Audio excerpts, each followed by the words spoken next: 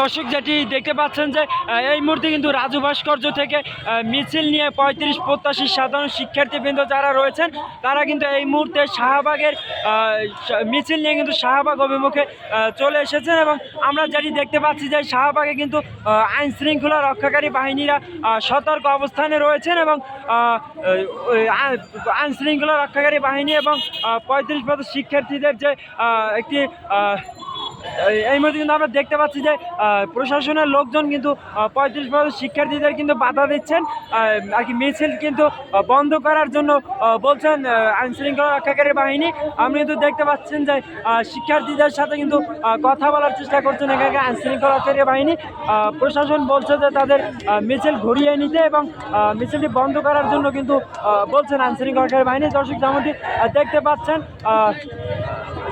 মুখোমুখি অবস্থান আইন শৃঙ্খলা রক্ষাকারী বাহিনী এবং ৩৫ শিক্ষার্থীরা কিন্তু মুখোমুখি অবস্থান। প্রশাসন কিন্তু বলছেন যে এই শাহবাগের এই সড়কটি ছেড়ে দিতে এবং শিক্ষার্থীরা কিন্তু তাদের স্লোগান এবং মিছিল কিন্তু এখনও অব্যাহত রেখেছেন। দর্শক নয়াদিগন্তের মাধ্যমে সেটি দেখানোর চেষ্টা করেছিলাম।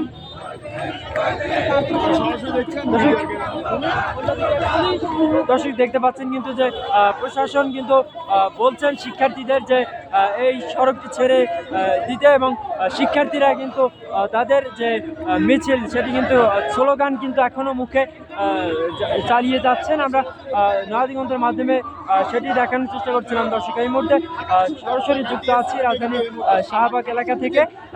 ৩৫ শিক্ষার্থীরা কিন্তু শাহবাগ থেকে এই মিছিলটি নিয়ে রাজু ভাস্কর্য থেকে এই মিছিলটি নিয়ে কিন্তু শাহবাগের দিকে আসছিলেন। শাহবাগ আসতেই প্রশাসনের যে সদস্যরা রয়েছে পুলিশের সদস্যরা তাদের এই মিছিল কিন্তু এক পর্যায়ে বাধা দেয় এবং এই সড়ক ছেড়ে কিন্তু ছেড়ে দেওয়ার জন্য প্রশাসন লোকজন বলে। তবে শিক্ষার্থীরা কিন্তু এখনও এখানে সরাসরি একটি মুখোমুখি অবস্থান বলা যায় শিক্ষার্থী এবং আইন শৃঙ্খলা রক্ষাকারী বাহিনীর সদস্যদের সাথে। দর্শক কী হয় সেটি দেখানোর চেষ্টা করছি সরাসরি।